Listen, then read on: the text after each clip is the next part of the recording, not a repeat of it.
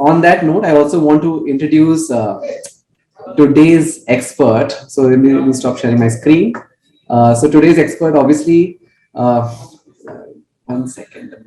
Yeah. So today's expert is actually one of those people who I figured out, discovered specifically as having phenomenal experience in marketing luxury brands, right? And while we've been building and scaling expert, we realize that we get a lot of focus towards mass market consumer products, but marketing luxury brands is also very different, right? While concepts of funnel might be similar, but execution could be still very different.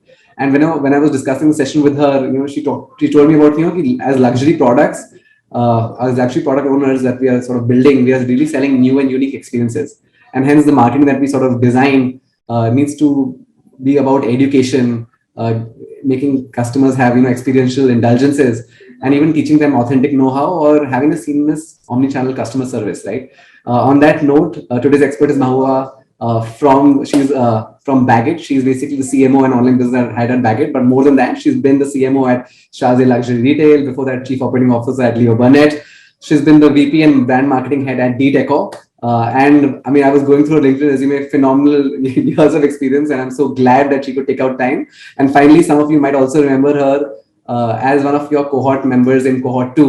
And so I also want to thank her for all the valuable inputs in every session that she comes up with for all of us to also learn from. So on that note, speakers on, and a round of applause if you can give a gesture. And Mahuya, welcome to Expert. Stage is yours. Hey, thank you. So I'm one of the members like you, and I'm assuming that I've interacted with many of you all over the over this last few weeks. I can see some very familiar faces and names. I don't know whether I am equipped to talk about or be an expert. I'm a learner like all of you. But Sharat reached out to me saying that we connected, and we said on luxury brands. Yes, I have worked on some luxury brands. Starting with my first stint was with De Beers. So can you hear me? Yeah, we can hear you now. Okay, so my first stint was with De Beers. And De Beers are basically the world's largest miners of diamonds. They don't sell any diamond jewelry, but they are the largest miners of diamonds. And they've created the diamond culture around the world. And that was the first initiation I had into very, very luxury, products, and how they bring about a diamond culture in whichever country they go. And then, of course, in my various stints. Today, what I'll be largely sharing is about my experience in Shazay.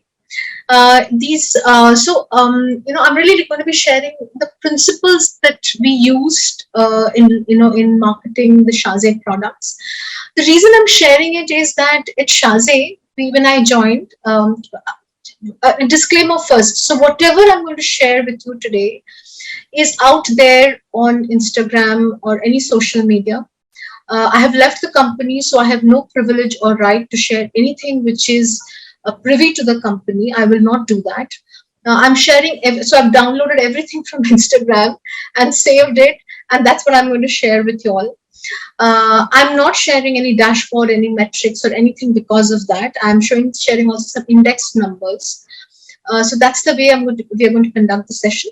I have a few principles of luxury marketing. Yes, they flow into a funnel like any digital marketing, but it is more omni-channel principles. You can apply to retail, you can apply it to online, you can apply it to whichever channel you work on.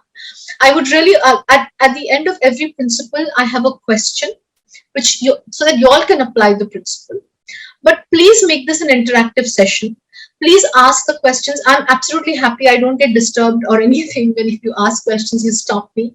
Because chances are I'll end up learning much more than what I'll start speaking with. Yeah. With that, on that note, let me start. Okay, so I'll share my screen. There are short videos. I'm not playing any of the large videos. A short format GIFs and videos. I hope they play. If they don't play, then it is a mess. But I hope they play. Just Mahuya, when you share, make sure there's a share sound button when you share your screen. So make sure that will make sure the sound transfers of the videos. Share sound button. So when you share your screen, you select a window. At the bottom, there's a check mark. Just make sure you select that also. So, sorry? Yeah, we can see your screen now. Yeah, but where's the share sound button? No, I think it must have already been shared. So don't worry. We'll tell you if you need to share it again in the event challenge. Okay. Okay, cool. So, yeah. So really, it's, luxury marketing or any such, such products which are indulgent products and things we don't need is really desire, and it's really about the irrational. It's really about a sense of feeling. It's really about, oh, I must own this. This really, it's not that if you don't own it, it does anything to you, but you want to own it. It's really about emotions, feelings, and desires. So, but before I started putting down these points, I thought a lot has changed in the last 2 years. So just more, all of you are dealing in luxury business today. So, obviously you all would know about the revival. You would know about what's happening currently, but just as a pullback view, of course, the crisis has been a big turning point for luxury, the last 2 years crisis. But the good part is there is a sure rebound on it. And China, which was anyway leading in luxury, has now become even more stronger. The rest of Asia, where we fall, is 15% as of now. The good news is, and for a lot of us, is that 40% of the sales is now coming from own website, own store, and monobrand. Retail. Is what's leading the revival.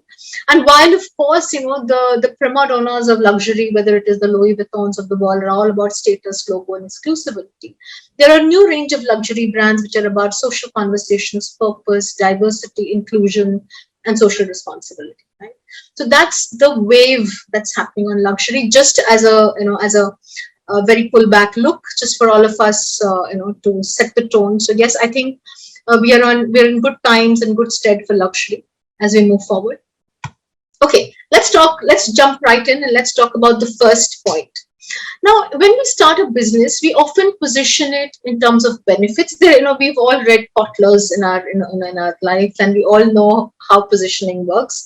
It can be a competitive positioning, it can be a benefit-led positioning, it can be any kinds of positioning. Purpose is quite a buzzword today, and lots of brands are using purpose to position, but especially for a luxury good. The kind of consumer you're speaking with, I think purpose becomes even more relevant. Yeah. So the first principle that I'm talking about is position your business with a purpose, because purpose is good for business, especially in luxury marketing. Yeah. So, what is purpose? The first question that comes to me is which all of us we all hear mission, vision, and all of those. What is purpose? It is the reason why your company exists. It's the reason why you do business. It's the why behind the business. Basically, if I put it, that's textbook. That's what is written on Google. That's written on all textbooks. If I were to interpret it in my own terms, and I interpret it in this way, it is a belief that is relevant to the current culture, and the user wants to espouse that belief. Yeah, I want to espouse that belief. I want to be connected with that belief system. I believe it's a current culture. It rides on a current culture. It's relevant to the current culture, and it is a belief that drives everything in my organization. Yeah, it is the reason why I exist. So we've heard all these purpose definitions, and like Nike is about bringing inspiration to every athlete in the world. So if you have a body, you're an athlete. Coca-Cola is to refresh the world, give inspiring moments, right? Google is to organize the world's information and make it accessible to everybody. Southwest Airlines, which is, it could have said that we are in airlines about no frill airlines, but no, they said we want to democratize the skies, right? So there is a purpose. There is a larger good will that you want to drive in the society, and that's what rallies your entire organization for it, right? The one question that we often want to navigate with is that, hey, there are too many of these jargons. There's vision, there is mission, there is purpose. Too many of this. Do we really need another one? So if I just want to simplify it, a purpose is why do you exist? Is why do you do what you do beyond making money? A mission is a mission statement is how you accomplish your purpose. It's a mission is what drives you every day to fulfill. What are the things you're doing every day? It activates a strategy to deliver the purpose. Yeah. So it is how you deliver your purpose. And a vision is that if you were to be on your purpose and your mission works fine, then in 5 years' time, in 10 years' time, where do you see yourself? What do you want to be in this world? Right? So this is the three, if you want to simplify the jargon, this is the three aspects of it. But a purpose is integral because it tells you why you exist. Why are you relevant to somebody's life? You're not just relevant because you're selling a perfume. Why are you relevant? What do you do for him? Yeah, so that's the purpose. Any questions so far? Because please intervene. I mean, these are topics that would require a lot of conversations otherwise. In my books, and this is not from any textbook, I would say that if you have to arrive at a brand purpose, then use three things. Ask yourself three questions.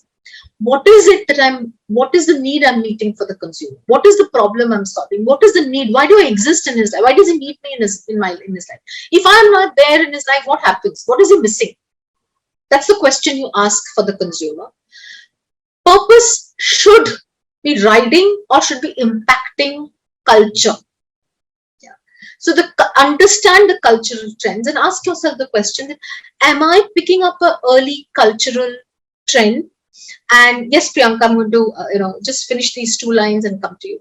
Am I picking up an early cultural trend and giving it more tailwind, or am I impacting a change in culture which is really needed, right? And movement is very important. If it's a proper purpose and if it is large enough and a lot of people can join in, you must question yourself, saying, is it large enough and meaningful enough that it will create a movement for everybody to join? If you're answering these three questions, chances are you have a purpose in your hand. Yes, Priyanka. Hi, Mahuya. This is Priyanka Rajiv. Can you hear me, please? Yes, I can. Yeah, sorry, I'm not switching on my video because I'm not prepared well. However,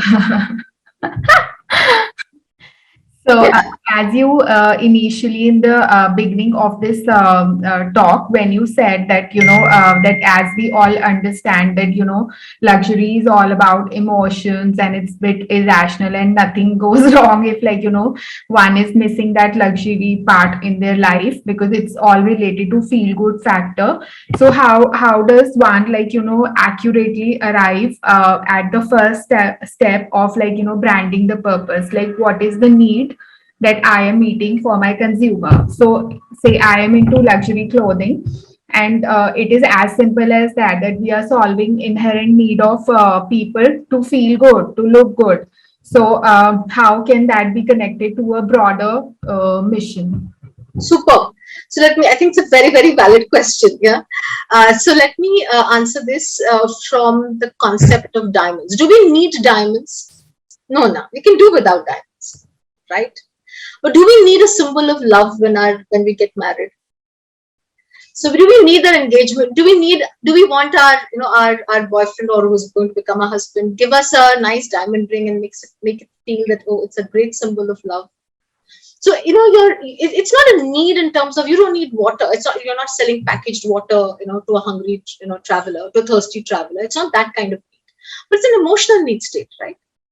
So when it's a diamond, when you're selling a diamond, it's not that you need a diamond, but you definitely. So when I just want to go back to that. So I joined as a very young person in De Beers, and we went to London and we were showed, so they showed us various stones, colors of stones, so there was white and there was red and there was green and blah blah blah. And so the gentleman who was showing it to us said, if we had not created diamond as a symbol of love, a symbol of eternal love, any woman in their right mind would have chosen the red stone or the green stone, which is the emerald or the ruby, because it looks beautiful. Yeah. Diamond came up with the purpose of propagating eternal love or being a symbol of eternal love when they mined more diamonds than they could sell and their prices were going down. So they then said, let me give it an emotional wrapper of love, an eternal love, right? Is it that we need it? No. But does it meet a strong emotional need state in me? Yes. When you are selling a clothing brand, feel good is fine. I think purpose is more than, you have to look at it more sharply and say, what is the very, what is it that I'm meeting, which is a cultural, which is right now a cultural gap or a cultural trend, which can become a movement, which my clothing brand can meet as an emotional need state. Okay. Yeah, you have to go a little one layer deeper, which is why you have the culture and the movement. That what is it in the culture that I would want to ride on today? Yeah, or would want to impact or would want to change, and how is it that it can become a movement tomorrow? Sure. Thank you. Yeah. Gaurav, I can only see a few people and few hands, so I don't know if there's anybody else. Can you hear me? Yes. Hi, Mahuya. Thanks for this. So, my question is, you say that, write the current culture or impact the current culture. What about if you're really ahead of the scene? What if you really you sort of start the whole scene? Sure, but it has to be relevant to the times. No, Like, but is there a gap? Is there a, if you if you start off a new culture, that's great. Yeah, but it no, has to have a tailwind, right? Yes. so if there is a gap, so for example, let's say, I started in 2010 or 2008. So what I started then is now the trend, right? So there is a gap. So it's always like we are always ahead. And I think in fashion, sometimes there are brands where you get tagged as very thinking, or let's say a brand which sort of largely not a part of the scene, but so there is a lot of education, let's say, which needs to be done in terms of awareness, Yes. right? The more you're ahead of the trend, the more you have to Yeah, educate. right. But what about the gap? Because what is your take on that in terms of how do you bridge the gap? Because what happens is then you're speaking to a very niche audience, and because you're engaging with the idea way before it became a trend. And high fashion is actually about that. It's not about. I personally think it's not about trends, because we are the people who create trends, and then it trickles down, and then people follow it. The mass brands follow what, let's say, we show on the runways. We are always 3 years, 5 years, 10 years ahead sometimes. But how do you sort of, I mean, I won't say how do you, I just want to know what is your take on this in terms of how Okay, do you so bridge the gap in terms of sales or numbers? How do you bring that in? yeah, How do you educate them? no problem. So I'll tell you my take. I'm not I'm not the end word on it, but I'll tell you my take. So if you read the movement that started with Harley. So there was a time when men felt, that, oh, we are really losing out on our machoism. There was a lot of conversation about gentleness and gentlemanliness and all of that. But there was a very inherent need of machoism, inherent need of, this brotherhood, inherent need of the wild side in men, right? And Harley stepped onto that point and said, "He can we bring on the movement?" That time that it was not there, right? And they said, "This is all about your machoism, brotherhood, and therefore the Harley rides and all of that." They did excellently well in terms of business because there was a large need for that. So there was a large need for that, for that cultural trend. Of course, there were also people who were gentlemanly and suave and all of that, but there were also a lot of men who wanted to show off their rugged side, go on these long drives and be the man, right? So there was, and they could capitalize on the trend, and then of course, Harley became a history. Yeah. Now, depends upon if you are very early to the trend. I think you'll have a long gestation period. Yeah. You need to catch the tailwind. You need to catch the trend at the right time. Being too far ahead is also, not a great proposition, right? But you need to catch that.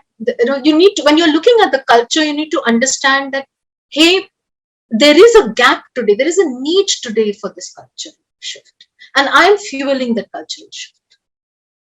Then, of course, you'll get the tailwind as well. Okay. I mean, well, it's a long conversation. I think I would Long conversation. let it be with where we Yes. are in the thing. Maybe. Yeah. All right. Or should we just move on? Okay. So, for us, so I'm going to bring in the Shazi example here because right through the presentation you'll see the Shazi example.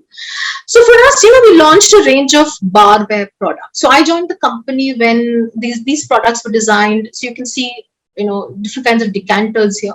That's one decanter. This is a wine, whiskey, and a white spirit decanter. I don't know if you can see my arrow. So we launched a range of decanters, and we could have launched them saying we're launching barware or we're launching decanters, right? But we came with a purpose. We said, what is it that why do you need a barware? Why do you need a very fancy decanter? Sometimes when you're drinking late at night, you don't need a fancy decanter to pour the wine and aerate the wine and drink it. Chances are you'll be taking out these fancy decanters and this wonderful cage and all of that is when you're hosting, when you're calling friends over. Is there a purpose in hosting? Now we felt that in this world which is rife with differences and difference of opinion and clans and different kinds of things, hosting is a wonderful way to make bridges, to build bridges, right? So our purpose, I'll come back to this side, to this. Our purpose was when you host people, you build bridges. So in the world rife with differences, here is a delightful way to build relationships. Host your old friends and me. So what we did is, and this is of course a purpose statement, but I'm saying what we did is we started with the name. We didn't call them barware, we didn't call them decanters. We said it is the hosting collection from Shazay. So when you start with the name, you make it easier for yourself to market.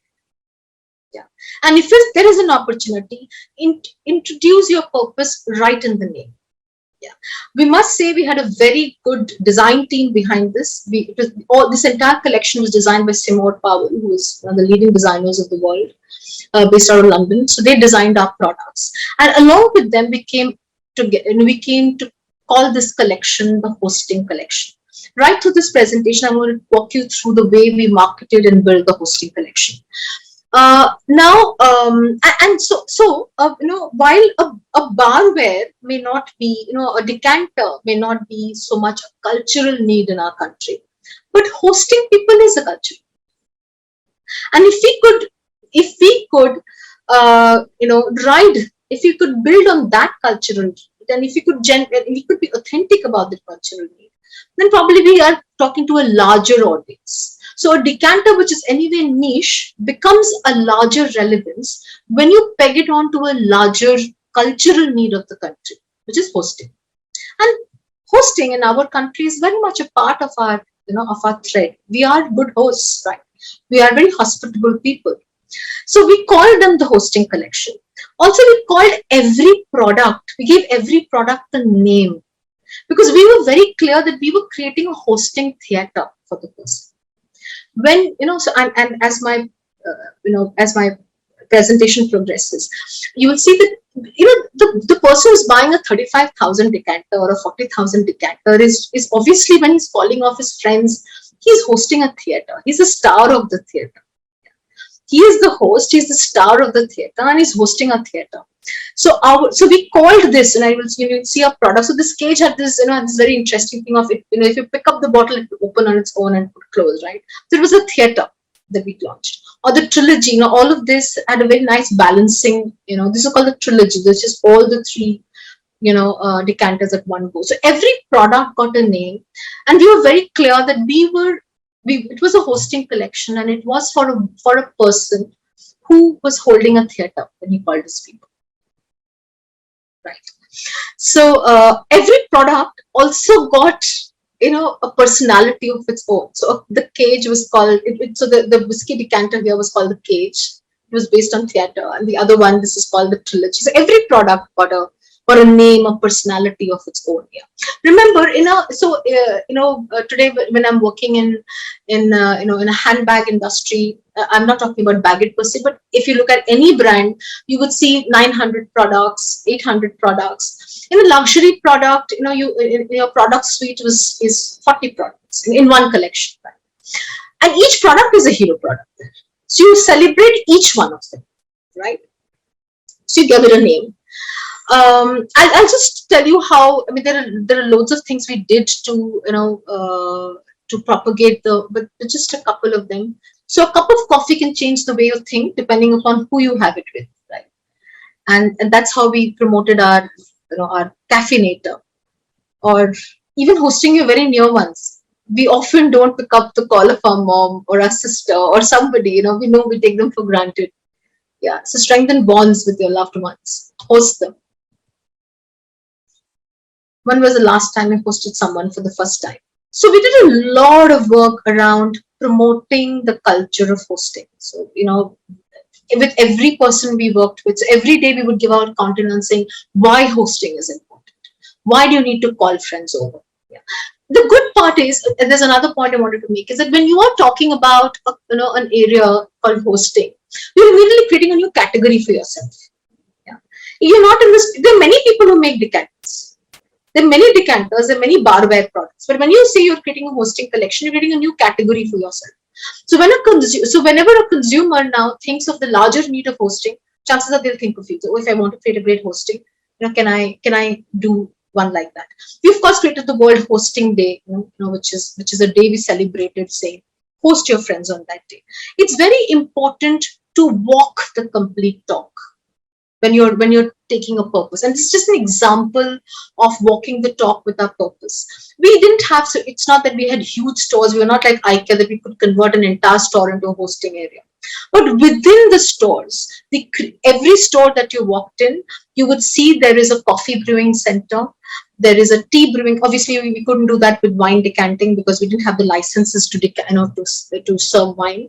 But every person who walked in would get a cup of coffee, would be hosted. So there would be a lot of food around the table. There would be teas, different kind of brews. You would do all of that.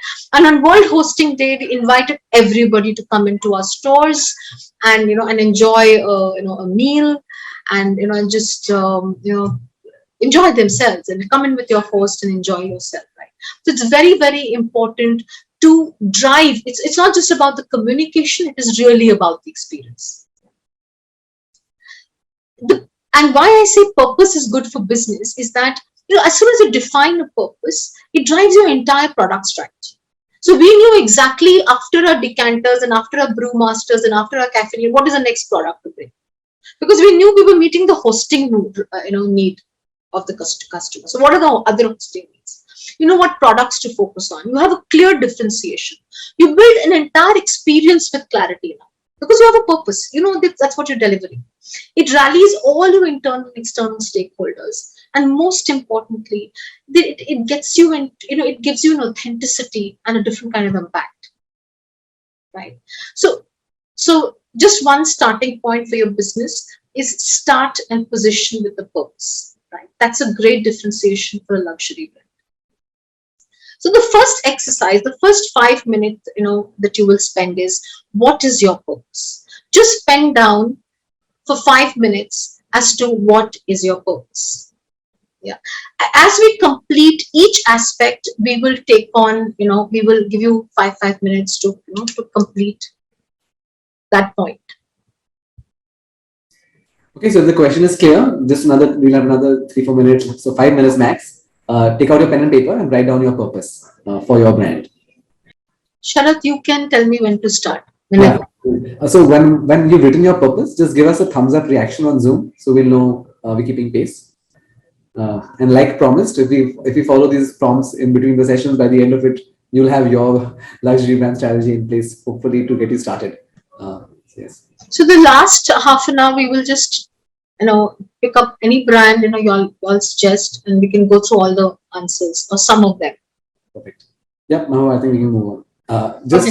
Yeah. So whoever hasn't completed, you can think about it while it's happening. But yes. Yeah. Okay. Cool. Okay. So once you have defined your purpose for the business, the second very important thing is the archetype of your consumer. Yeah. So in luxury, the product is really an extension of the person. You use a product which you think completely fits your personality. So it is an extension of who you are. So who is it for is very, very important as well as a question. A consumer is always important, but in a luxury marketing or a business, who is it for is even more important, because the product is really an extension of the personality. Yeah, he or she will only use something which he or she believes is an extension of his or her personality. So archetypes help you build, the right kind of consumer profile. Yeah?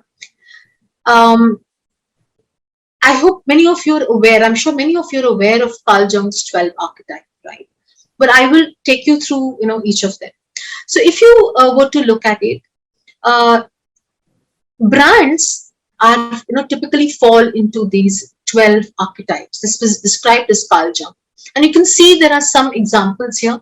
And many brands across many, years have followed this. And this really helps, right? So if you were to look at, so I'll just take 5 minutes and, and walk you all through it. So if you look at, let me start with the Jeep. So the Jeep is appeals to the mindset of an explorer, a person who's an explorer. So, if you were to look at a Jeep versus Audi, an Audi is a lot of flamboyance and flash, but a Jeep is that, is that rough, is the person who wants to go somewhere where nobody has gone, wants to get lost in the wilderness, complete capability, believes in capability, and wants to find new paths and ways. It's for that explorer mindset, right? So while, Chanel, the way they have always positioned themselves, if you know the history of Chanel, it is about, a woman who was a call girl, and how she became, the creator of this perfume, and how at that time she stood for rebellion among women, yeah, and she embodied the lover archetype, right? And that's where Chanel comes from. Apple, as we all know, anyone who uses an Apple phone thinks, oh, I'm so cool and creative. Yeah, so there is a creator archetype in it. Google, of course, is the sage. They are, they really know a lot of things. They're the knowledge people. So they're the sage. Pampers is obviously the mother, the caregiver, all of that. Nestle is about purity. So it's about innocence. Dollar Shave Club made a business out of poking fun at the expensive razors that were there, right? And therefore they're the jester. Disney is a magic land, so they're the magician. Rolex is the ruler, therefore the winners, right? That's why you have all the big, personalities, all the big sportsmen using Rolex. Nike is the hero. It inspires you. So it's the hero. Gap is the regular guy, the regular common, next door neighbor guy. And of course, Harley is the rebel. So each of the brands cater to a very specific archetype. Yeah, and it's very interesting when you have to spend a lot of days to get the right archetype that you are catering to. It does take a lot of thinking through, because your archetype, your purpose, everything has to rally together as well. So one very important thing is, because in luxury you're really catering to personality, really catering to a mindset. Therefore, choosing and being very clear about the archetype is an extremely important part of getting your brand correct, right? At Shazay, we were very clear. We were about the enigmatic, magical host. When you go to his parties, you are going to a magic land. Yeah, you are going. So we were talking to the magician. Yeah. He pulls out tricks and he pulls and does things, and he knows things, and he's so flamboyant and he's so stylish, and it's just a magic land, and he does things effortlessly. Yeah. His parties are talked about. Yeah. So that was the archetype we were creating. And just to bring alive the archetype, just watch this. This was one of the ways we launched our cage, which is our one of our hero products.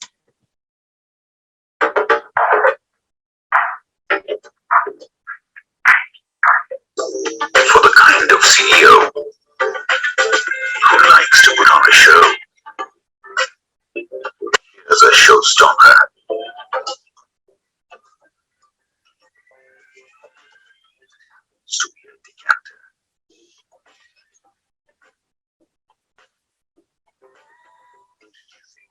Hosting collection by Shazay. By design. So we were very clear. This was a flamboyant guy creating magic. There was colors which were dancing in his party, and he pulls out this decanter which has which opens and closes on its own, and there is magic all around. So, but really the magic was substantiated by the product. The design of the product was magical. So we couldn't stand on the leg of magic if the decanter didn't have an auto, the kind of movement it had. Similarly, if you look at it, this was a short tray. Yeah. So if you look at a short tray, it would move on it had a movement on its own, and each one of them would balance. Yeah. You can see that each one of them had a nice balancing mechanism, and it would move on. It had these two tables which would move on its own. So each of a product had an element of discovery, magic. Oh, I didn't think of it like this. Oh, this is surprising. That whole element of it. We were very clear from day one that we were talking to the magical ghost. This guy does things in his parties which everybody talks about. Yeah. If there is magic in what he does, and the magic was really in the product. The product had something which was always a new discovery, always a surprise, always a wow element in it. Right? So it's very important to understand in a luxury, because that's how does word of mouth really come? It comes from all of this.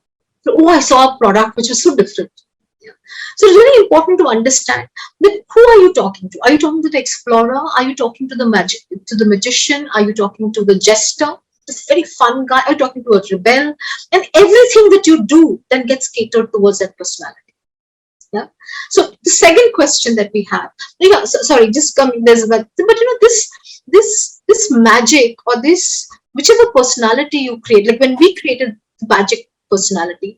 Now we knew that there's a lot of meticulous planning that had to go. So there was an astonishing service, there was rarity of the product, there was wow in every product. We always gave him information and conversation, edge. So your entire brand delivery gets built around that magic, right? And of course I'll talk about it more as I get on. But the big question is, what is your ideal consumer archetype? What is the consumer archetype you are catering to? I can go back to this to this sheet, and you can pick up the archetype that you think you will be catering to. Right? We were catering to the magician. Who would you be catering to? Any questions on this? Then we can take the questions, and then you can do this. If any questions, you can raise hands and we can call you out. Yeah. Gaurav, you may turn on your video, and then if you can share the previous slide to this, that would be helpful. Yeah, we are on the previous slide anyways, where you can pick up your... This is the slide you want? The previous to this, please. This? Yeah, this one.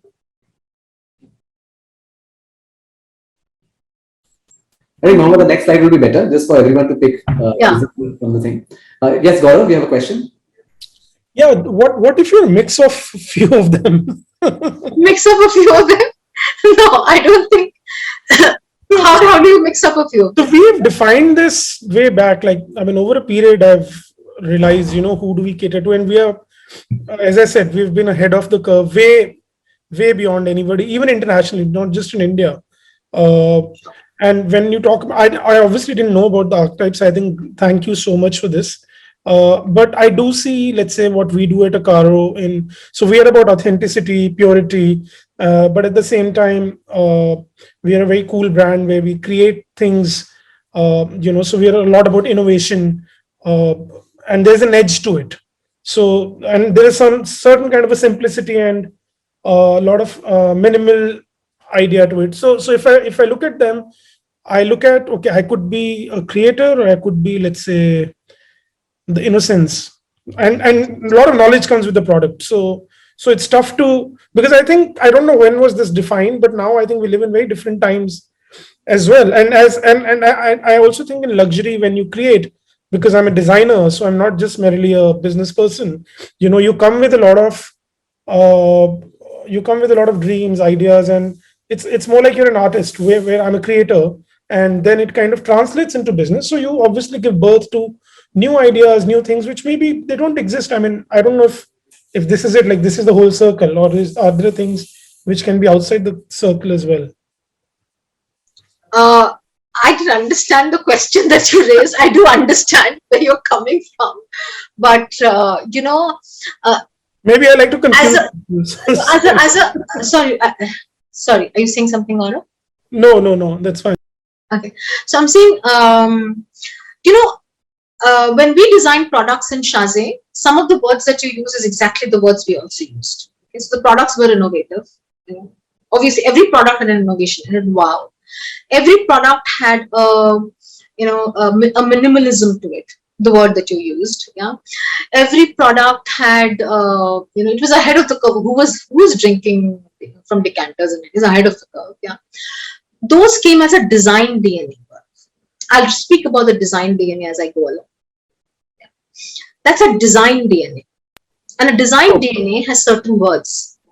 So, like an Armani design DNA has certain words, a Gucci design DNA has certain words, our design DNA has certain words and certain philosophy. But that is not the personality that you're catering to. That's your design DNA. You need to be very clear about the personality you're catering. So it's the All this concept design of DNA, all this. So just give me 2 seconds. Maybe I'll be able to help on this.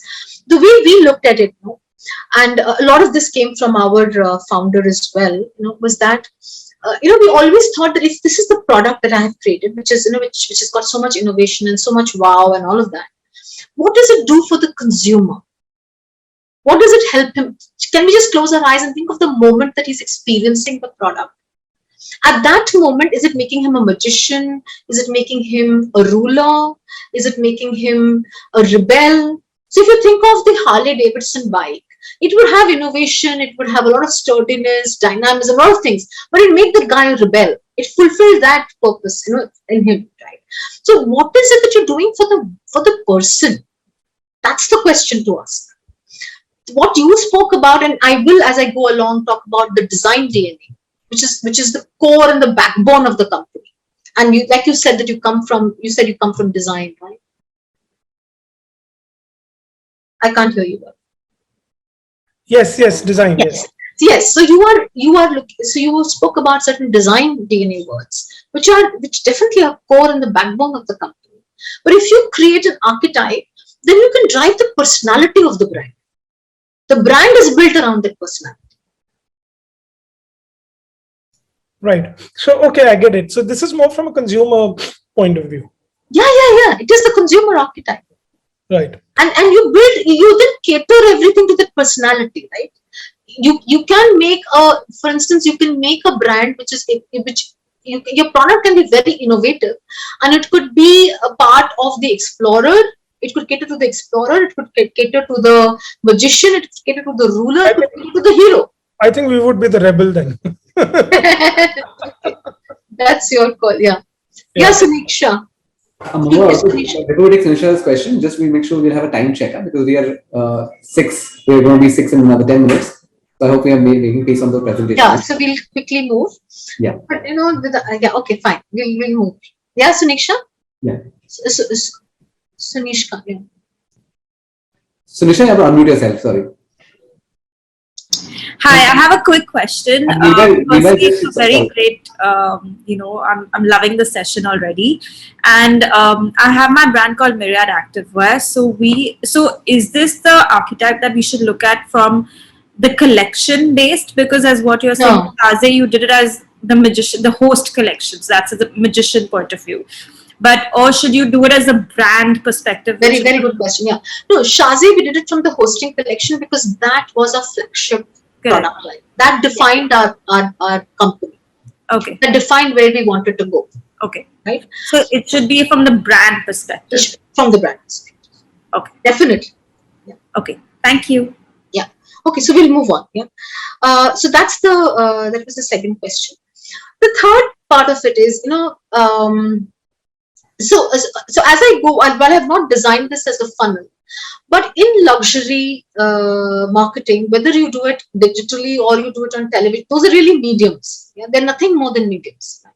Your strategy remains the same. Your delivery is different. So the first 2 points that we just spoke about is definitely the top of the funnel. But top of the funnel for a luxury marketing is very important because it is not a white shirt that you sell and you show 2% or 10% or 50% off and you buy it, right? You will just not buy it. Right? So the top of the funnel is extremely, extremely important when it comes for the for luxury marketing.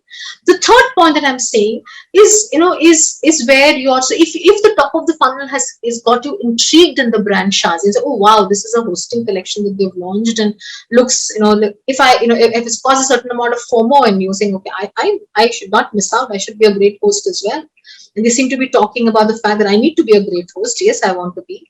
Then you come to the middle of this, of the funnel and say, and you then cater to the person and say, hey, there is a lot of merit in our products.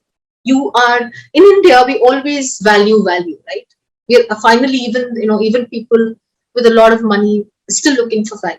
So therefore, the desire is in the details. The desire, the final. Finally, when you are, when you're convinced, when you are moving down the purchase funnel, you need to be assured that yes, and especially if you're from India, these people are constantly traveling. So when we were there, we very well knew that we were against all the international brands of barware that was there in the world, because these people were constantly traveling abroad.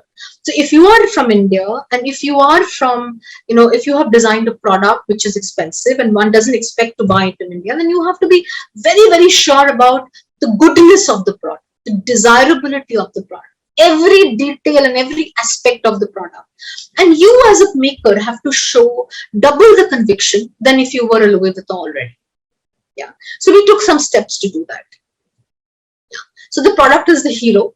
The details are the gems. Innovation to wow is the desired journey. There is product innovation. How to deliver it as a wow to the consumer. Oh, wow. I really think this was something unexpected. There is always, in luxury brand is a core of origin. There is an idea that needs to be shared or discovered. And of course, all the laurels that you get along the way add to the glow, because understand that being a luxury brand from India to a consumer who is looking at everything internationally, you need to do a lot more and walk the mile when it comes to the product. So the first thing that I want to show is, I showed you the archetype communication, right? When we showed the cage, here is the product detailing of that communication. So you saw the person, right? You saw the person who was the magical person, right? And here is the product detail, because once you see that piece of communication, and you have come to our website and and looked around it a little bit, then you later see this.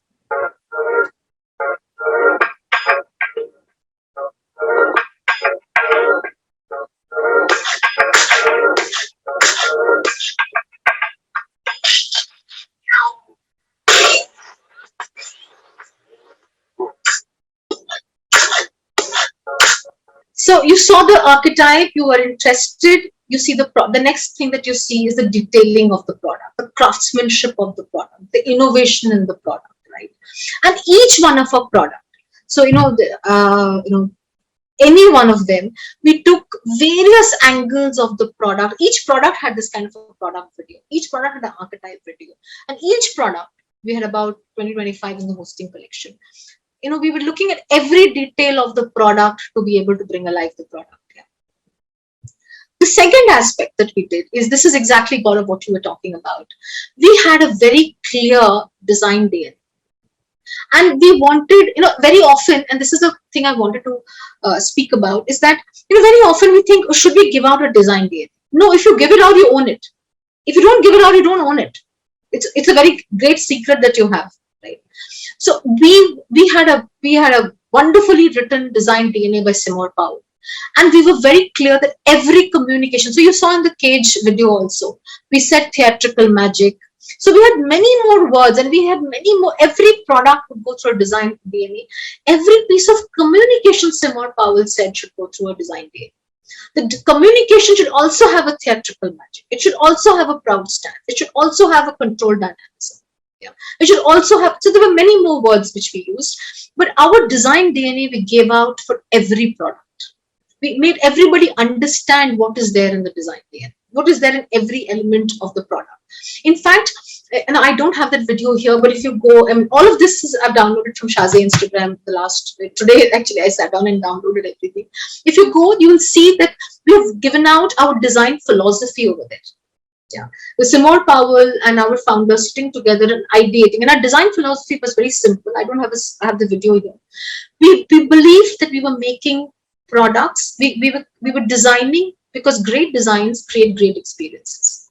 It was a one-line idea that we had. Great designs just create great experiences. So we were not about design which looks good. We were not about designs which which just sit pretty. We were about designs which would create great experiences for you. That was the one-line idea which traveled right through the organization. Right.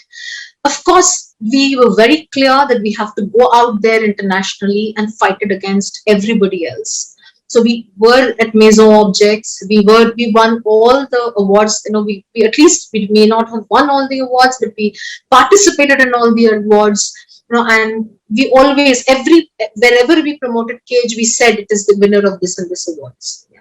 So please celebrate your products. Please give out, participate, the PR, let the PR take off on all of this.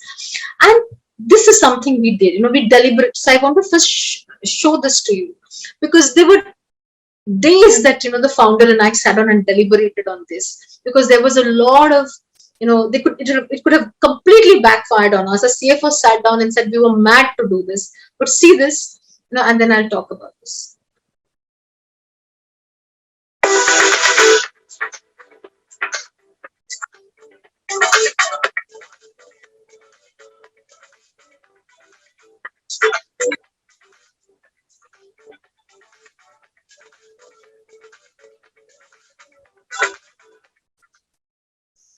So we came up with this lifetime exchange. You can come back at any point in time and exchange the product. We wanted to create our own myths. We were welcoming, we were waiting that people will come back and say, I don't like this, it's been a long time, I just want to change it. And we would be happy to give it. Nobody came like that, unfortunately. But we wanted to create, luxury brands have their own myths. Yeah. And these myths are about unbelievable situations which they do. Yeah. And we wanted to create our myths. We wanted to provoke the consumer to come back and exchange just because, oh, it's gone old, can you give me the new color? Unfortunately, the people that we were talking to never did that. But we gave out a policy of lifetime of exchange points. Our CFO sat down with us and said, if everybody exchanges, we will go bankrupt. But actually, the people you're talking to, so again, the consumer you're talking to, he doesn't have the time to just go back and ask for an exchange, he or she, just because you're giving them. Only when they have a problem, they will do. Yeah. So we exchanged certain amount of, but what it did was it showed a lot of conviction for our products. It gave us a lot of talking point, conviction, and every store you entered, every time you were buying a product, this came up right there on the website, lifetime of exchange. And this became a big conversion point for us. Nobody came back. Believe me, nobody came back and said, "Mujhe aise hi wapas kar do." We wanted it. We wanted to create those myths, right? Because I don't know, you all must have heard. I heard of those, of those stories where somebody went to, to Harrods and said, this trout doesn't look happy. Will you just exchange it? And they said, "Oh yeah, I'll give you a happier looking trout," and gave the trout to the person, right? So we wanted to create our own myths. That didn't happen, but it showed conviction about the product. So go out there and and just celebrate your products, treat each one of them as heroes, and build conviction for them, right? So what are the ways? Question number 3 is, how are you set? You're not just selling products, you're celebrating a hero. Because like you said, Gaurav, there's so much innovation and you're ahead of there's so much thinking that goes behind each product. It's not a factory line in luxury product. So how are you celebrating them? How are you making your consumers celebrate them? Yeah. That's your third question. Any questions from anyone? Happy to take. So meanwhile, when we take any question, make sure you write down the answer for what are the ways you're celebrating your product. Question 3. Yeah. Maybe 1 more minute. Mahuya, is it fair? Can we give 1 more minute? Yeah. And those who finish this, remember, so all the 3 questions you want to answer right now is, what's your purpose? Which is the archetype of the customer you're solving? And then how are you looking to celebrate your product? 3 answers, you should be ready by now. And whoever's not turned on the video, just want to tell you, when you turn on your video, chances are you're more attentive and you will be able to more diligently answer these questions that we're asking for you. So please do that. Great. Thank you, Gaurav. Thank you, Anurag. Yeah, we're good to go, I think. Yeah. So, yeah. Go on. Okay. So Any questions so far? Let me just move to the next point. Okay. Yeah, the big question of content. Now, all through our sessions, we've heard so much about content, right? Now, and I think luxury brands are paving the way for content. If you look at content done by non-luxury versus luxury, I mean, they're way ahead, luxury brands and proper luxury brands. So they have like really got into the thick of content. So, Louis Vuitton and travel has become a wonderful. They have an app which just shows about travel, all of that. These, and of course they have a good bottom line. So there are brands which are doing, branded series. Yeah. So there are brands which are creating short films which are now these days being aired at Cannes and they're winning awards. They're doing if you've all, I don't know whether you've heard of Burberry kisses, that you could actually put a kiss into the envelope, and send it. You could take an imprint of it in your camera, and you could put the kiss on the product and send it digitally on Valentine's Day. Huge amount of personalization is happening on this here, right? So there are products this content which is coming with your name and all of that. So there's a lot that's happening in the content space for luxury brands. However, we didn't look at content like that. We didn't have the means to look at content in terms of complete travel series, or the way we looked at content is like this. We looked at content and said, let's use our content to tackle all triggers and barriers to purchase. What are our barriers to purchase? What are the triggers to purchase? And if I can create a strategic roadmap that tackles all the triggers and barriers and use that as content for communication, then I will make my content work harder and it'll give me my ROIs. It's the age-old classical marketing theory. Just because you're doing it on digital doesn't make it any different. It's just that we created a science of saying, okay, these are the initial barriers to tackle. These are the next triggers to tackle. And if I were to tackle these barriers and triggers, and if I use content in that form and manner, then of course my ROIs will go up, right? So that's the way we tackled content. What does it mean? For instance, all along we had limited monies, and we said we cannot give money to the influencer plus create great content. So in many cases, we found influencers creating great content, and we partnered with them. So they also had a lot of commitment from us, and they made beautiful content, and those content became a pieces of communication for YouTube, Facebook, everywhere else, right? So for instance, one of the triggers, of our content was definitely about, we were always creating a moment of experience, right? So we wanted somebody to show that moment of experience. While we showed the consumer archetype, from our end we were celebrating the product. But what better than influencers themselves to show the moment that these products were creating for them, right? So one of our triggers of communication of content was, can we get people to talk about the moment it was created for them? Because, and just see this. There's nothing more satisfying than hosting a high tea for your girlfriends. I like adding personal touches to my table with nail cards, printed menus, and the toilet adds the right amount of softness to the setup.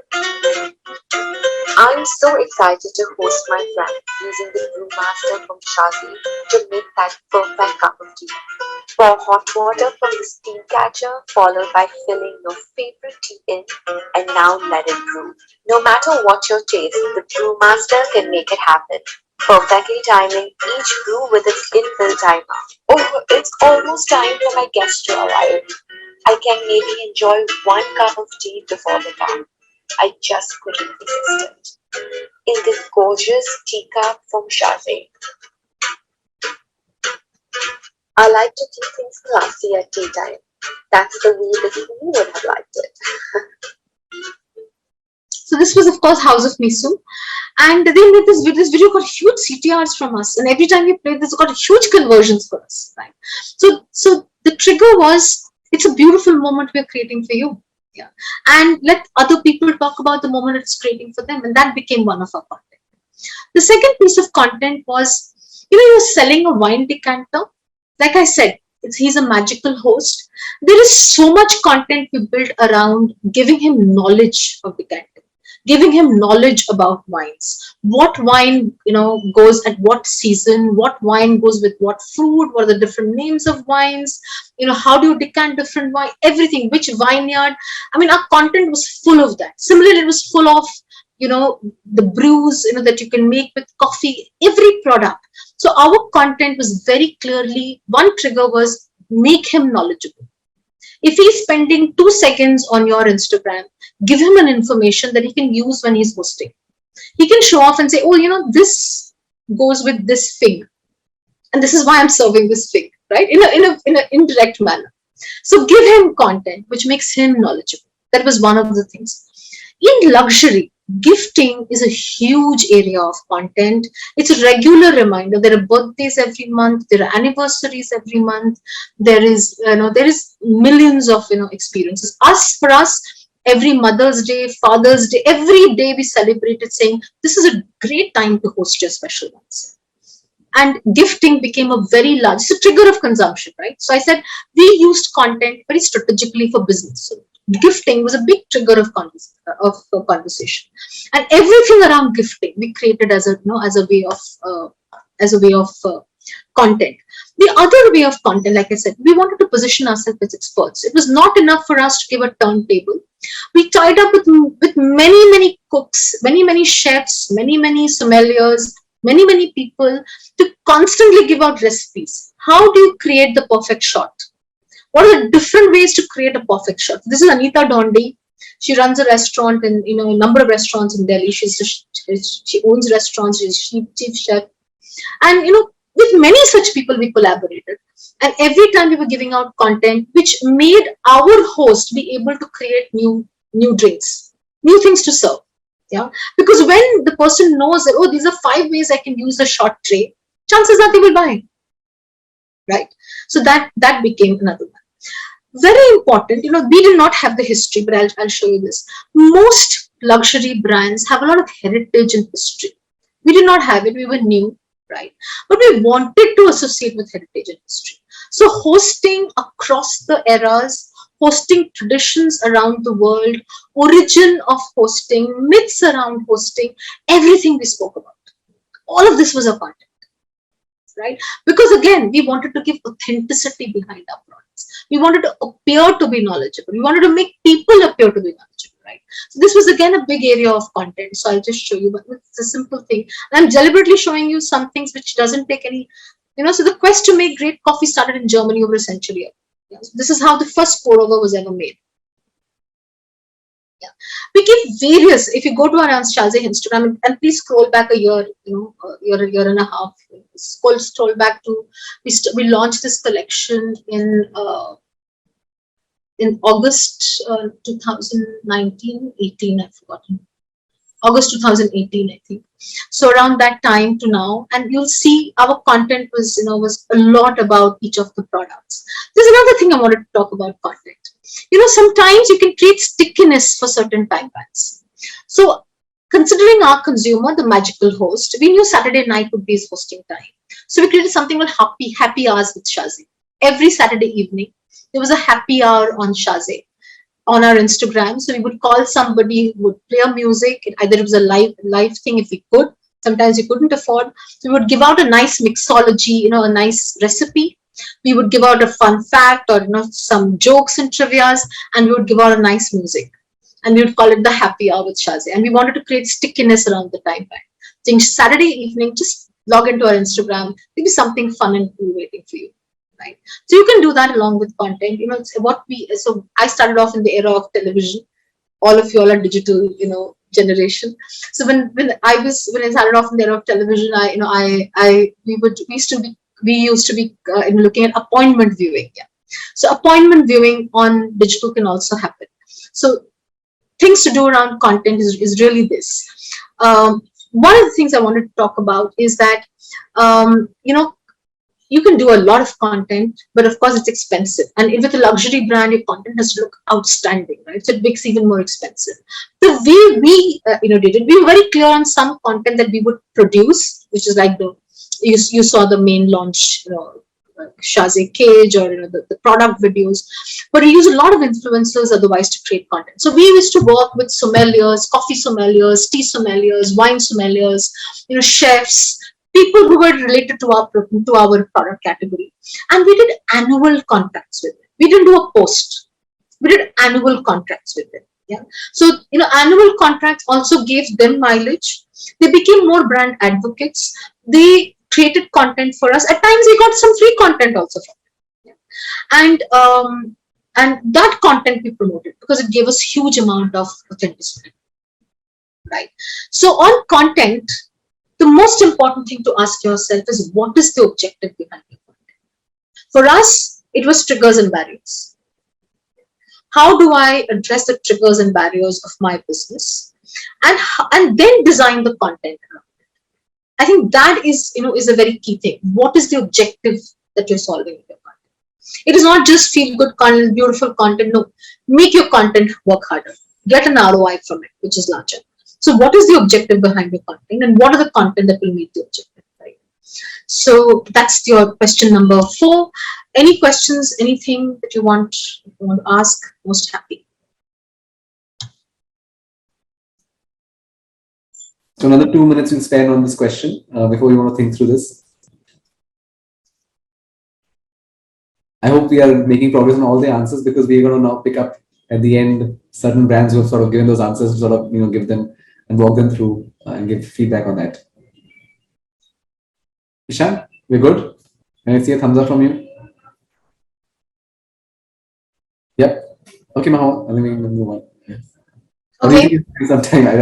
So my apologies if I'm rushing them. I just want to make sure we can take enough time in the questions. Yeah. Okay. I think this the point number 5 is probably a very, very important point in luxury. In luxury, you're not really selling a product, you're selling an experience. And it's very, very important to therefore render your product, with that experience in mind. So what we would do is we would imagine the moment that the product will create for the customer, and then tailor all our offering around it. Yeah, very simple. So I'll just go to this. I'll give an example before that. And this is a interesting point. So there are a lot of perfumes, right? And there are a lot of luxury perfumes, but here comes a perfume called Le Labo, which is they realize the quality of perfume deteriorates over time, and therefore they change the consumer buying experience. We're offering a personalized and special experience. So each perfume is hand blended and individually prepared in front of the customer at the moment of purchase. The glass decanter is then dated, and the customer's name is printed on the label, saying this was the date it was made, and your name is printed on the label. After taking the pack home, the customer needs to let the perfume marinate in the fridge for 1 week before wearing it. Therefore, it becomes a personal, exclusive, and unique choice of fragrance. It's not just buying a fragrance and walking off. You have to really work on this fragrance and then use it. In many cases, the experience that you create for your consumer, it's great if it can manifest as a ritual. If you can create a ritual, when you are imagining the experience for the consumer, can you create a ritual that he's going to be able to enjoy? Because in the day of the consumer, if there are these beautiful moments that you can create, which he has imagine you having a tea. Very simple, right? Somebody comes and gives you a cup of tea. But imagine you sitting down and you're opening the brew master, you put the tea leaves, you let the tea leaves sink in, the color happens, the little flame you light at the bottom, and you're pouring a cup of tea for your friends. It's a ritual, right? So create a ritual around your product. Yeah. And sometimes the stores or the moment of that ritual can become a temple of belief. Of course, we've all heard of the Apple store. We've all heard about the Nike stores. We've all heard, and there are many other such stores. But the store is where that physical moment, that moment of truth, is where this ritual must come alive. So we, of course, were not such a big brand. We were starting off, but I'm just going to give you the way we would sell our products. The experience that we were selling. We were not selling a product. We were very clear we were selling an experience. So this is the coffee experience we were selling. It's a pour over coffee, and this is the steam catcher. You have to, you need the steam catcher because you have to move the hot water on top, of the pour over. for the pour over to work. So the two goes together. So when you're selling this piece, honestly, at our store, when we first launched the collection, nobody knew I didn't know what the pour over is. So the first step was that everybody in our stores, and I must credit the organization for it, everybody was trained as a coffee sommelier. Whoever was at the store. So they knew the grains of coffee, they knew the quality of coffee, they knew what is a pour over difference from a regular coffee, they knew a French press, they were trained as coffee sommeliers. Every time you bought a pour over coffee, you were first served a pour over coffee at our store. Very important, we were not selling a pour over coffee. The person couldn't take home the pour over coffee and put Nescafe in it, right? So we were very clear, we were giving 2 packs of organic luxury coffee with the pour over coffee. So when he goes home and he's enjoying his coffee, he doesn't have to worry about where to get the coffee or all of that. He has a coffee with him. Next, very important, as soon as he bought the coffee and he walked home, he got a video of how to use the pour over coffee on his feed. Yeah, because he needs to know. Yeah, just because he's seen it once, it's not good enough. And I'll share the video. After some time, after a week, he got a subscription of coffee from us, saying, hey, we tied up with various coffee makers. And this was with Nandan Coffee. It's an organic coffee. It's the Marico group, their younger generation have started the organic coffee called Nandan. So we tied up with them and you could get a subscription of coffee at a certain price.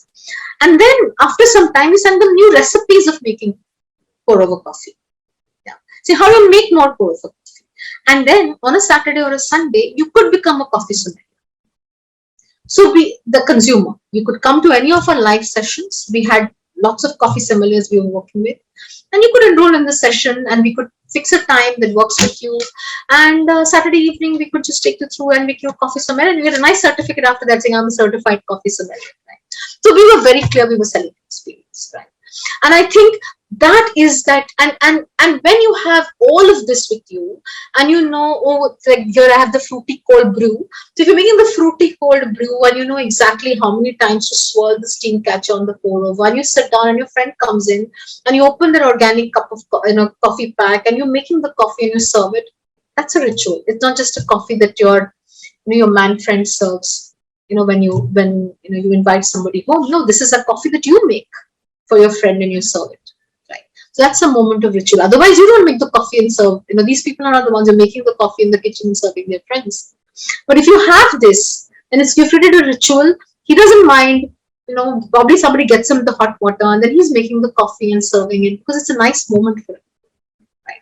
So that's one. So I'll just show you that with every product we created how to use. Hey, hi. So me and my friends just made this plan to hang out this evening, and I want to brew them a great cup of coffee. Coffee for me has been more than a beverage. It's been about a sense of community and a sense of belonging. So let's go brew them a magical cup of coffee. This was Rizwan Amlani. He's a coffee. So now let's get brewing. To get the perfect brew, you have to ensure 3 things. 1 is that your coffee is roasted fresh and ground fresh. 2, ensure that you have the right grind size. And in this case, we are using a medium ground coffee. And 3, of course, the Chazé caffeinator, which gives you a precise cup every single time. The caffeinator has 3 essential parts. 1 is the metal mesh, 2 is the chamber, and 3 is the carafe. The metal mesh is the beauty of this product. So I will not play the whole thing. Precision crafted mesh allows it's a long one. But every time you bought a product, you got how to use it. Yeah. And every now and then, every 15 days, 7 days, you got various recipes about it.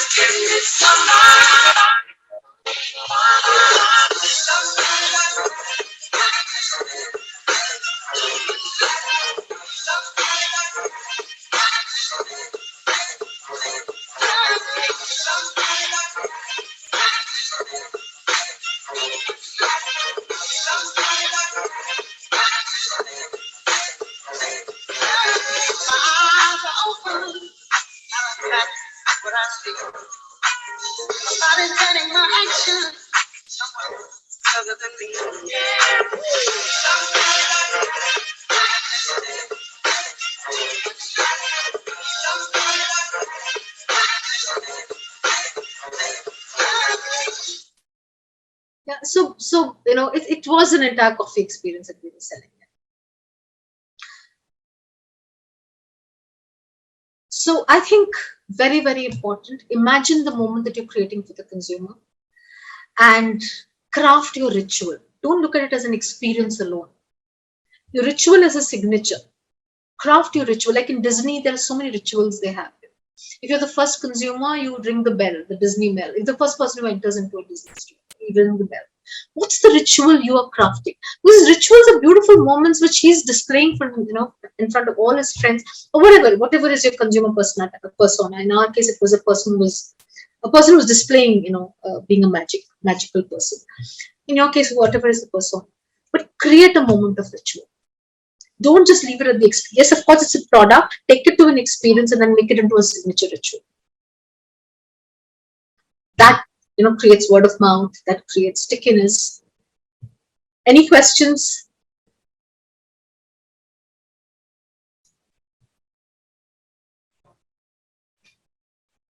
I'm just still amazed, by the way, Mahuya, at the amount of detailing that she's gone through in this journey. So thanks for sharing. Love to hear any questions also the group has, because I think there's a lot of great insight that's been shared. Any questions you want to answer? Anyone has to just raise your hand. We'll call you out.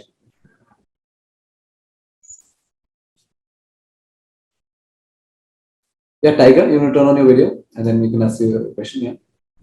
Hey guys, sorry I can't turn on my video because I'm actually driving, but thanks, Ma. I really enjoyed this session. One quick question. Right now, you said that with every product that a consumer purchased, like you gave them a how to do it video. What is the cost implication of like creating so many videos? Like, I'm just wondering. Like, I think creating videos, good videos is quite a economic proposition. How did you, as a brand, handle that? I think absolutely. While I was putting this up, I thought that was the most valid question that would come. So the last slide of mine has the business model, which is what is the cost you spend, and what is the ROI you get, and that has the cost of creative production as well as the cost of promotion. But where all of this starts making sense, I mean, I'm saying the last slide up ahead, and that is. When we were selling decanters, our net was not very wide. We knew we were not catering to the millions of Indians, right? We knew we were catering to a certain group of Indians. And we knew that for us, the lifetime value of the consumer is key. So the one consumer we get must be so happy and so delighted and so wowed that they'll come back again and again and again for all the other purchases. Like if you bought a cage or just one, decanter, your bar is not complete, right? You would come back and set up the whole bar with us. You would gift it to your friends. You would become our advocates. Your word of mouth, because when you speak well of us, or when somebody comes to your house and sees our product, that's got a lot more meaning than us doing any other advertising. So our economics started falling in place because a retention strategy started kicking in very well. Because of all of this that you do, the consumers came back, they bought the steam catcher first, then they bought the brewmaster, then they would call us and say, oh, the pink cage decanter I want to give to my friend. Because it was... Sorry to cut you short. I apologize to cut you short, but how did you attribute that, something like the how to do it video is what, led to that success and not something else? Like from the respective factors, parameters, like how did you hone in on those to be the, parameters that actually led to what you're saying? No, the videos, whenever we were creating a piece of communication, so the entire marketing strategy worked in two ways. One is to get new consumers on board. Two, when the consumer has purchased, then to create wonderful wow moments with him so that he comes back for more. When your business, so when we started off the business, 28% of our business came from existing consumers, and the remaining came from new consumers. So the cost of acquisition and creating so many videos and doing all of that became very, very expensive. As we started progressing in our business, the existing consumers, which we did not have to promote, we didn't have to spend a lot of digital marketing monies in getting them. Those people started contributing to 50 and went up to 55-60% of the business. Got it. So because like budgets, you know, it was basically reallocation of budget, right? So you weren't No, it was spending that much on marketing, and then you were like, yes, okay, fine, like money saved over here can be put to videos. yes, because the moment you create, no, you what for instance, Sephora has 70% of the business coming from their customer database. And every time I go to Sephora, if you go to Sephora, then you sit down and the person does something to your face and you buy 5, 6 other products because every time you're learning new things. They actually made it into an education center, right? Because you go down and you try so many new things. It's not like Lakme. So at the other spectrum, there is a Lakme. And I mean, no good or bad, but you go and buy a product. How many lipsticks will you buy? But when you go to Sephora, you're always learning new things to do with your face. Honestly, it's a great discovery. And by that, they sell so much more. And 70% of the business today comes from there. I will talk to you about how we had relationship managers who knew everything after some time. Saying when is the birthday, what is clients, he's a government officer, so he'll give so many gifts. So we knew everything. Yeah. So our chat analytics, so all of that I'm going to talk about. But yes, your retention strategy is what makes your business viable. Thank you. Thank you very much. Appreciate it. Yeah. Shan has a question. Yeah. Hi, Mahuya. Very nice session. I think there's a lot to take away from this today. My question is regarding linking the ritual with the barriers, as you mentioned in the beginning. So if as a brand you realize that there is a barrier to purchase for a certain category of products, then you of course want your content to kind of break that barrier. That's of course relevant to my brand as well.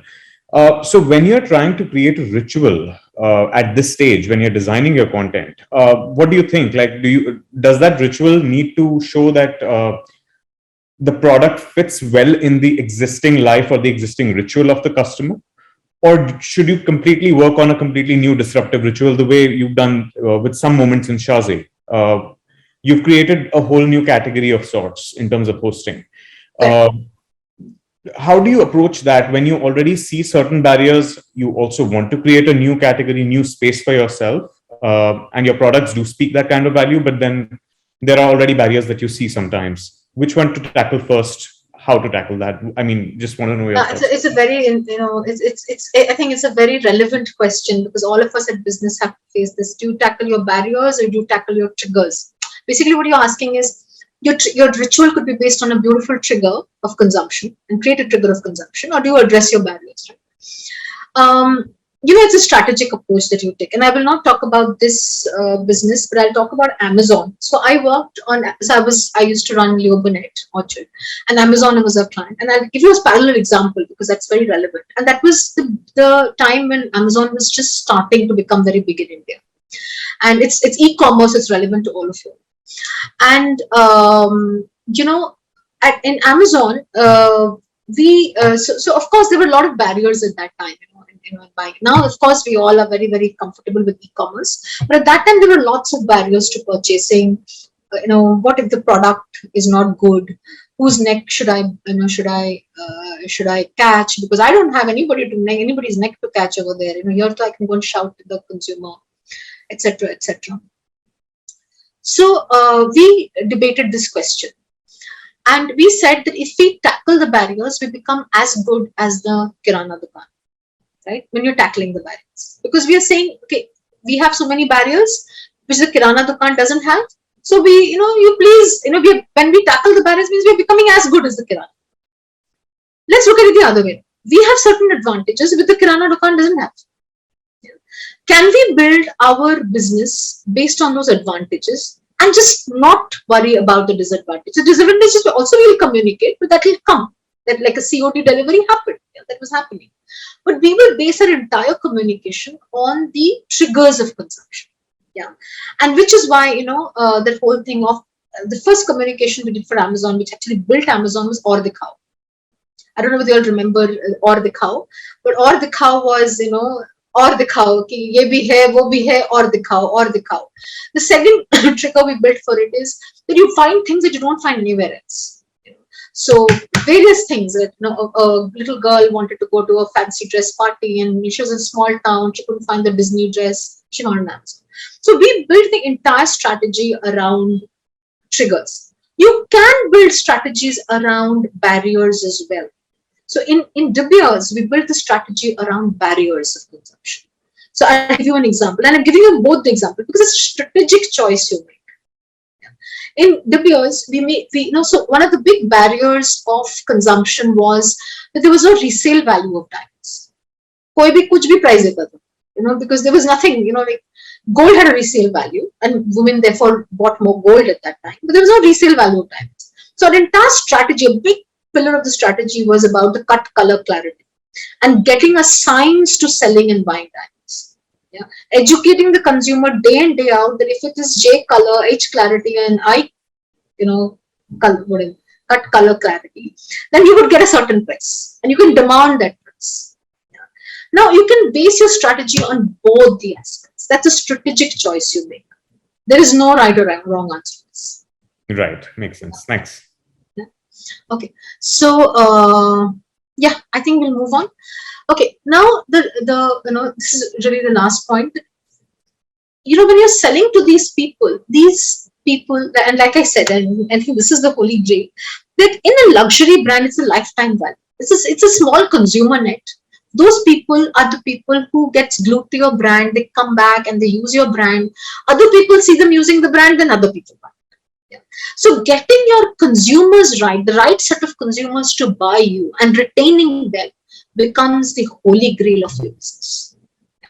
That is what makes or breaks your business. Because it's not that in India we're getting millions of people who are going to buy this decanter with 40,000.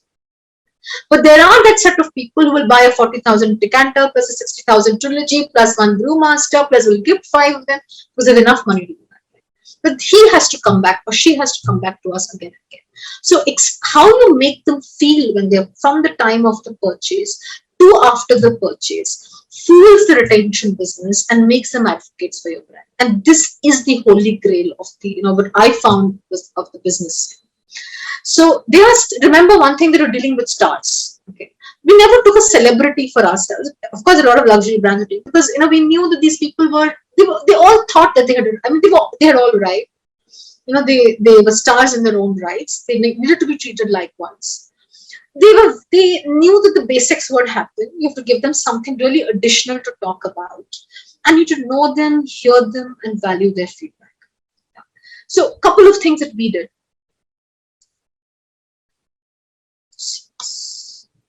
Yeah.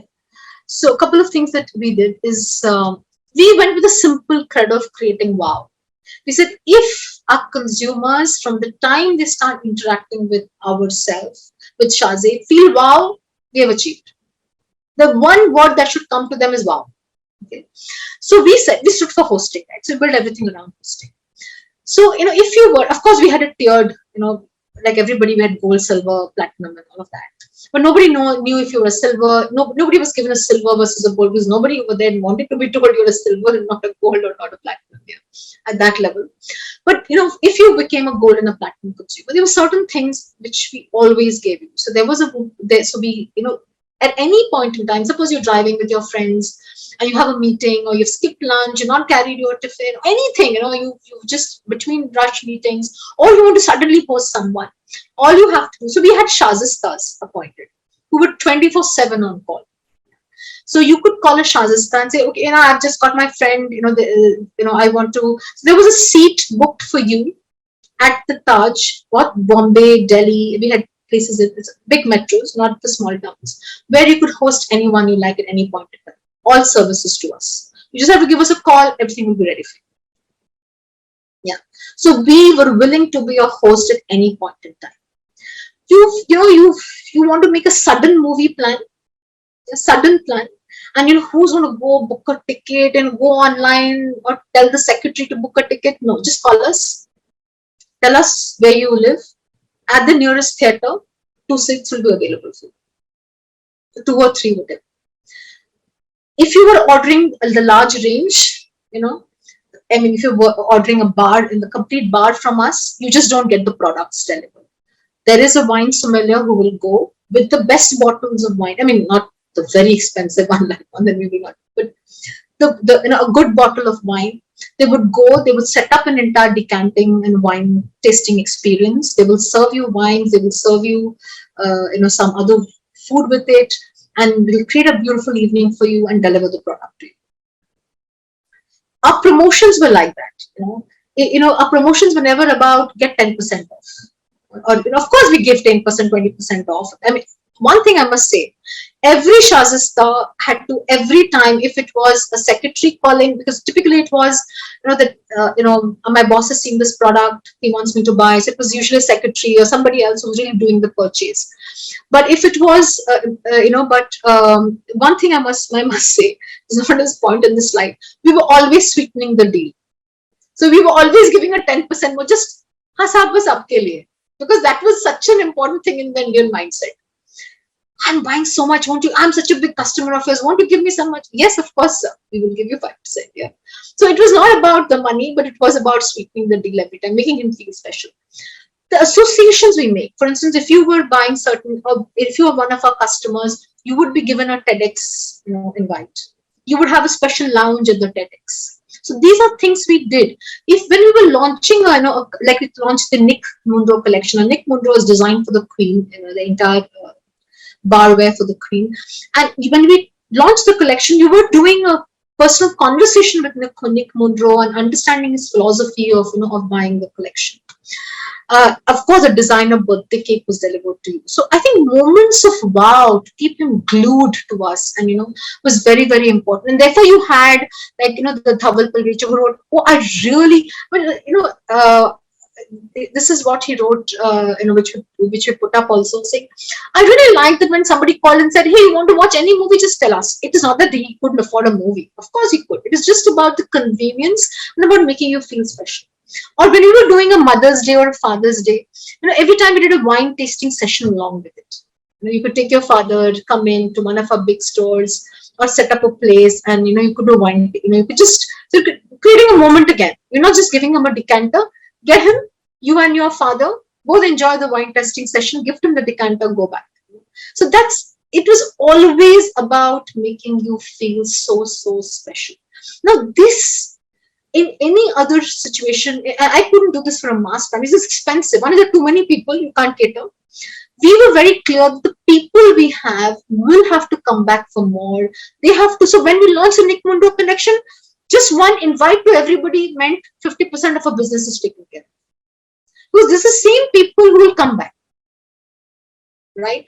And our business started making sense only because the retention strategy and what we did for our consumers worked. It was not an acquisition strategy. It was a retention strategy that we worked on. So very, very important. How are you creating your fan base and advocates for your brand? Because that, if it's a premium brand, that is very important. Your retention has to kick in. Your retention will make your business viable. And when they speak about your business, your brand, other people will listen. So how are you doing that for your brand, your business?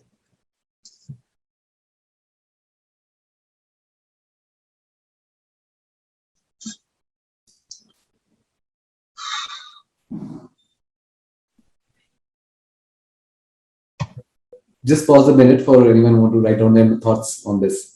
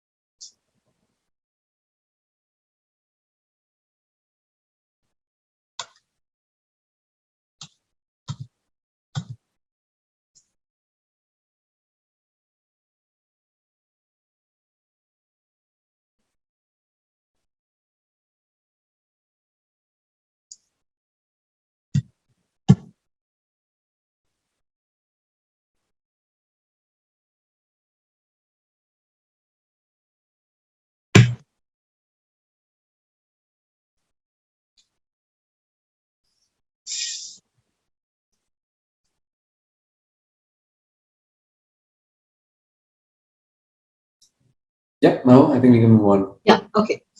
Okay, so why we did so much, what is the metrics to look at, right? And honestly, sales is a lagging metrics, right? Because if the sales happen or not happen, it's already, the game is already over, right? So you look at certain leading metrics, right? So what are the leading metrics that you look at? For us, the leading metrics that worked was this. So for our kind of a product, nobody bought it for the first time, right? You saw a wonderful product and you came and bought. That wasn't happening, right?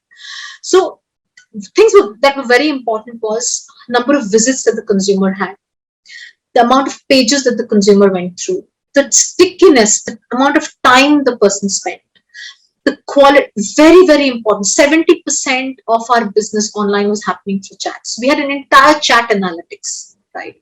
An entire chat analytics which says what is the quality of chat, is the chat leading to conversions, the right words being used in the chat.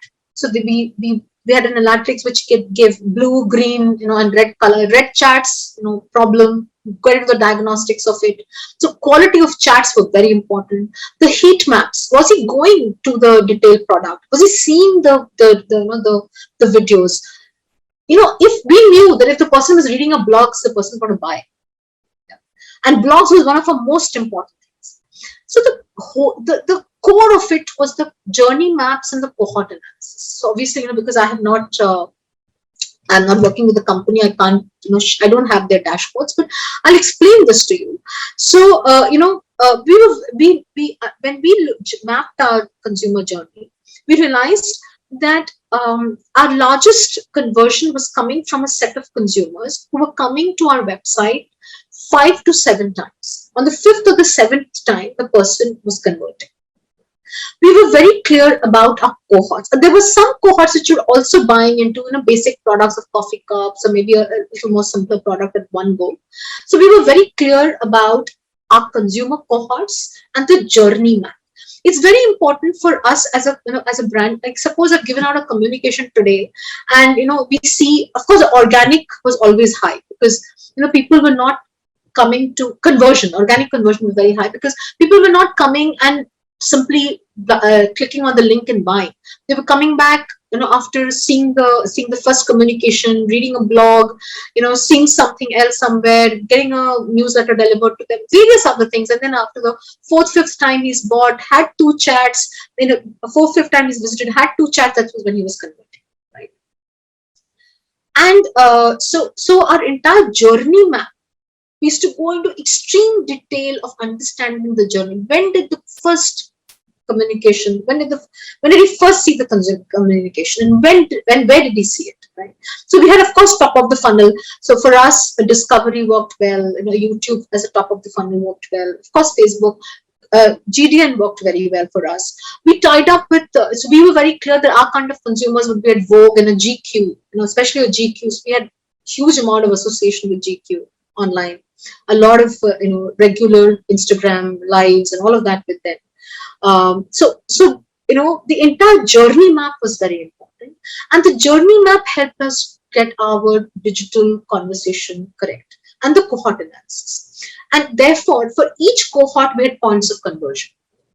Right? So it was not simple. Like currently, if I'm selling a mask product, it's very simple. You look at communication, you see how many people clicked, how many people converted.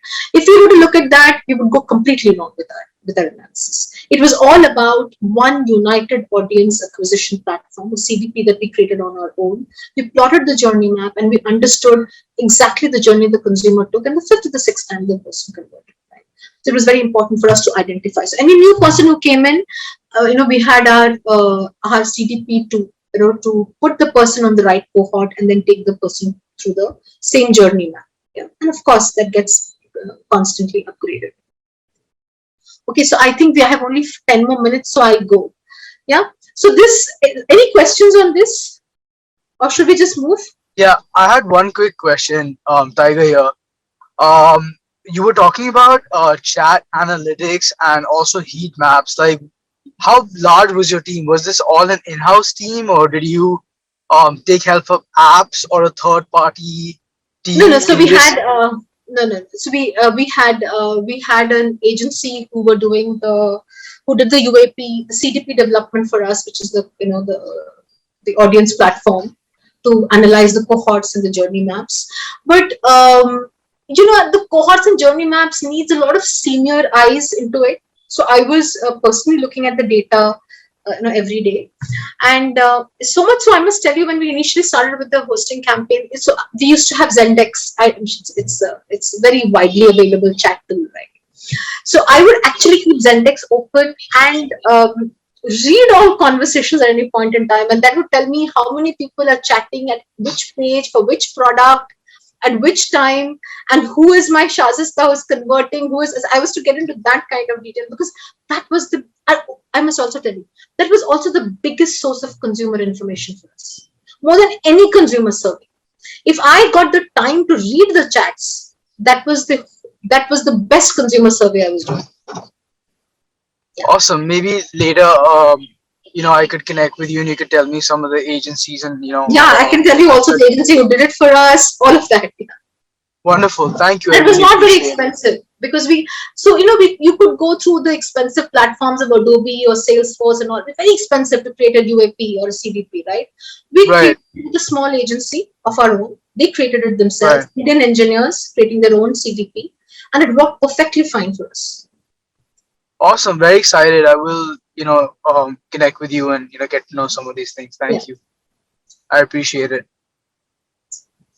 Okay.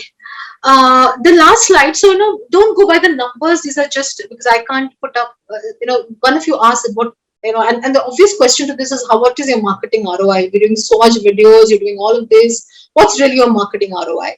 So just as an example, and I'll take just 2 minutes on this. So suppose you're looking at a revenue of 1 crore. We were doing 1 crore really from Shazay.in. Initially, we would get 35% of it from our own consumers. Actually, it was initially 28, then we increased to 35. And 65% of it was coming from new acquisition. And content, on a month-to-month basis, we were spending 10 lakhs. Now, your ROI at that level, because, I've taken a transaction value of 7,000 rupees. Ours was around 7,000, 8,000, 10,000 rupees, average transaction value, because a person is coming and buying various things. If you have the number of transactions per day, and of course, we were doing a 1.2% conversion. People do between 0.8 to 3%, whatever. But the monies that we were spending in acquiring consumers was, of course, the ROAS was very low. But again, from our own consumer fund, it was very high. Right, so the content cost was coming here, but because this was anyway at 35%, this was still giving, by spending 34 lakhs and doing a 1 crore of revenue, it's giving us a 3 ROAS. Now, if you look at, but as this scaled, we got this 35% to 55%. We invested in Martech, like I said, our own CDP platform, which we created, cost us 3 crores, and that helped us reduce our marketing cost even more. The acquisition marketing cost, because we knew the funnel, we were capturing data, we were getting all the people we were getting, we could pass them through the funnel, we could classify them into cohorts, right? So that helped us reduce our acquisition. See, the amount of money you spend on Google and Facebook drains you out. Yeah. So we invested on content. Each of our content had very high CTRs. Yeah. Our content was made by the influencers in many cases.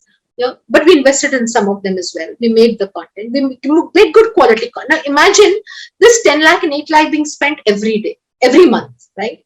So it builds a large volume, library of content. And there's one thing we did. We re-edit the contents. We'd take a snippet from, say, if there are 5 videos we made on say the cage decanter, and there are 5 things that the influencer has done, we would take all those 10 videos and make another 10 new ones by just editing it. Right? So you would play around with the content, and our ROAS would move in that form and manner. So your critical part is the retention. If you get your retention right in a luxury product, in a high expensive product, your cost of conversion will always be feasible. Yeah, because your cost of acquisition, customer acquisition, is very high for these, because these consumers are not, you don't get them, like it's not like selling a white shirt. Yeah. So that's the end of the session. I don't know whether we have time to do that, to do I'll stop share now. But if any one brand would want to discuss, or it's open to all of you all, and we could have just 5-7 minutes of that conversation, right, Sharad? Yeah, we have 5 minutes. We can definitely use that. So anyone of the brands, just raise your hand, and then you can share us what you've written as thought, and then we can specifically go around your challenge, and then we can, Mahuya will be generous enough to offer some advice and opinion on that. But I would must say, Mahuya, a very power-packed, lovely session. I'll anyways thank you at the end, but thank you for doing this. Any hands up for people? And also turn on your videos. I know we are all there. We don't need to look perfect. It's anyways pre-holy days, but it just makes us know that we are attending. And yeah, so I would love to hear from you all in terms of purpose, or if you've thought about what is the archetype, or what's the ritual you would create, what's the exclusive customer experience, any of that. Yeah, someone wants to go? Raise their hand and share.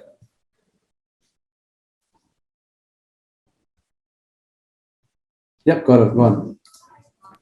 Okay, I didn't really honestly write exactly, but I just want to, it's actually been a good session for me as well, just to go through things, it's like a revision. So I would definitely like to share how I work and what's been the journey.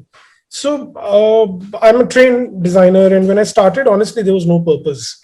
I just started just out of sheer passion and just too glued to the idea of design.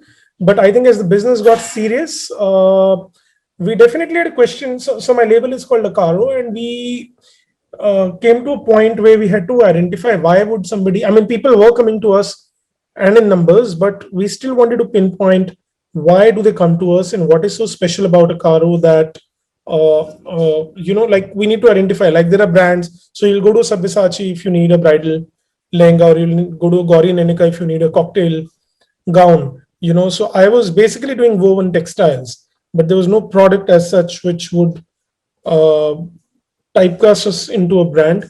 So I think in terms of a purpose, my larger purpose have always been, initially when I started, it was, I think, to get that respect in the international domain about Indian design, because we were always looked as a production hub. And now we have a narrative, it's called look within, seek within. So it's about looking internally and not looking outside, even when you buy. So it's about creating relevant, meaningful, and very authentic, modern, intelligent product. And I always talk about India modern and what is India of 2022 should be. So we don't ride on the cultural bandwagon as a label. We are actually about the future, because what I think is, as a country, we live in our past. And if you're looking largely at a global scale, especially in fashion, because we're not, though we're very good with our skills and craft and all that, we have a long way to go when it comes to fashion globally. Yeah. So I think that has been the emphasis. And in our case, our fight is within the industry also, is like I'm a minority and rest of the labels are majority. So it's 1:200. So it's a narrative which has been consistent for me. And on all the panels, discussions, shows, wherever we go, we always walk the talk. And I think it has helped us immensely. Coming to the archetype, that I'd already discussed. So I would say Harley, was it? It's the rebel. So it's because I'm going against the tide. So I've always been seen as one of those designers who's a very rebellious, So we do handlooms. So we were probably one of the first Indian brands to kind of go 100% handloom. That's what I started with in 2008. And I've been doing what they call sustainability now since 2002 or 3. So we are probably the only brand where we do textiles, but we do very futuristic textiles. So we don't really use the terms in terms of, like, revival is a big term in Indian fashion discourse. We don't use it. So we are seen, I think, largely as a rebel, even in terms of how we present and do all that. I think third was sorry, what was the third one? So archetype, and then product detail. How do you celebrate it? Product. Yeah. So I think the celebration of the product in my case is it comes from the consumers. There are certain products we have a waiting on, and it's a lot to do with purity, because I think we've amassed a huge amount of respect within the industry. So it's almost like when we did the marketing exercise, somebody asked me, what kind of brand would you like to be? Like, give an example of brands out of India. If Akaro has to, like, in terms of your vision. So the only brand I could think of was Royal Enfield. Because I thought it's a lot to do with strength, and it's also a lot to do with, it's almost like, we are an authority in our own right. Like, so we come with a knowledge base. So it's also about, people trust us. So if I say something, or if the brand says something, we are taken very, very seriously. So I think that's that. And the last one was ritual. One of the ones was ritual. Yeah, so there are many, to be honest, but I think Mahuya, do you want to give any feedback to Gaurav? Maybe more on that, because he's shared anything. So I think, Gaurav, the passion of you as a designer comes through when you speak. Yeah. Right? There's so many things in your mind which you're wanting to communicate. As a marketing person, I'm not an entrepreneur like you, neither am I a designer. I'm a marketing person, and I've just been a professional in all my life. The only thing I would say is, Gaurav, that there are many things that you're speaking. I don't know, I just lost him on the screen. There are many things you're saying. A consumer, if you have to really reach out, it's great to be a little bit more possibly simpler, because to you all of this is very simple and it's in your mind. Yeah, but if you add a little bit more simplicity to it, because most people are not thinking so much or are as evolved as you in terms of design or in terms of thought process. They're buying a garment at the end of the day. If you make it a little bit more simple so that they can carry it with them, the philosophy that you want to say, I think then that would work. In my point of view, that. Oh, you're right. I know. So I'm telling you all the internal, like, this is, so we have an internal narrative and an external. So external is very, very simple. It's like bullet points. So and I think this is exactly when we did that exercise, we realized that it is a complex brand. It is a very, very complex brand.